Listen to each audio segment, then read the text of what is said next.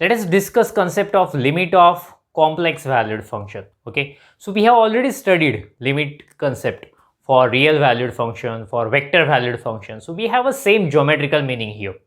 What it means, it simply means, we write in this way right now, it means as z moving towards z naught, f of z approaches to w naught. Okay, so this is domain and this is codomain. We have a function from domain to codomain. Okay, both of them are complex planes.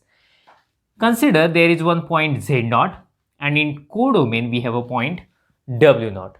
As our point z approaches to z naught, its image f of z approaches to w naught. Okay, so this is the meaning of limit. So let us discuss what is epsilon delta definition of limit. So here also we have a same kind of definition which we have already studied for real valued function and vector valued function, right? So see, I can write for given epsilon greater than 0, there exists delta greater than 0 such that what can we write? 0 less than mod z minus z naught less than delta implies mod f of z minus w naught less than epsilon. Okay, so same type of definition we have already studied for real valued function, for vector valued function. So same definition we have. What is geometrical meaning of that? So if you draw any ball, okay, any open ball around z naught with radius delta and consider one open ball around w naught with radius epsilon. So if you take any point z from this circle, its image f of z will be in that circle. So this is the geometrical meaning of this concept. Okay.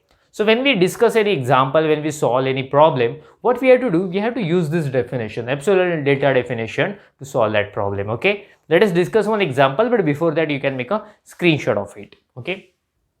Let us discuss this example. We have to prove that limit z tends to 1, f of z is equal to I by 2, where f of z is given as I z bar upon 2, right? So using epsilon delta definition, we are going to prove it.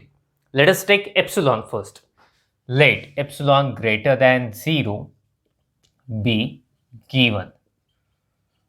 So for this epsilon, we have to find a suitable delta which will satisfy the definition of limit, right? But before that, we will do some basic calculation and after that we will think about delta. Okay. So let us consider mod f of z minus what we have to prove?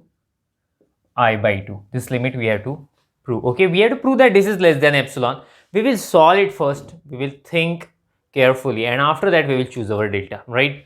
So what is our f of z? Let me write that thing. It is I z bar by 2 minus I by 2. Okay, what can we do? We can take common. I by 2 we can take common, right?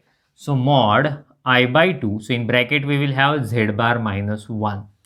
So you know that if multiplication is there, we can take separate mod. Let us do that. So mod I mod z bar minus 1 and divided by 2. 2 is a purely real number, so no need to apply any mod to that.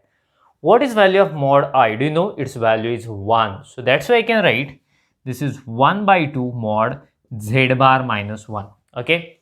So z means what? X plus iy. Z bar means its complex conjugate, which is x minus iy. Let us put its value here. So let me write that thing here. So this is equal to 1 by 2 mod x minus iy minus 1. After that, I will collect real part, I will collect imaginary part. So we'll have 1 by 2, what is real part? X minus 1 plus I imaginary part minus y. So here familiar with definition of mod, simply square root of real part plus square of imaginary part. Let us do that. So this is equal to 1 by 2 square root of its square x minus 1 square its square y square. Getting now, if you take square, no need to consider minus sign since square of any negative number is always positive. That's why. See, this is nothing but we can write 1 by 2 mod x minus 1 plus iy. Same, no, both of them have a same mod. Getting? So its mod will be this one and its mod will be this one. We are getting equality because if you take square of minus y, it will be y square, and if you take square of y, it will be y square. So that's why both of them are equal, right? So therefore, what can we write? 1 by 2, let me make them separate, x plus iy minus 1. Okay, what I have done, I have written the same thing, just I interchange this iy and minus 1. I shifted minus 1 at the last. So x plus iy means what? Z, that is our z, right? So this is equal to 1 by 2 mod z minus 1. So this thing we have done. Getting what we have done? Mod f of z minus I by 2. We have proved that that is nothing but mod z minus 1 by 2. After that, we have to choose our delta. Let us choose.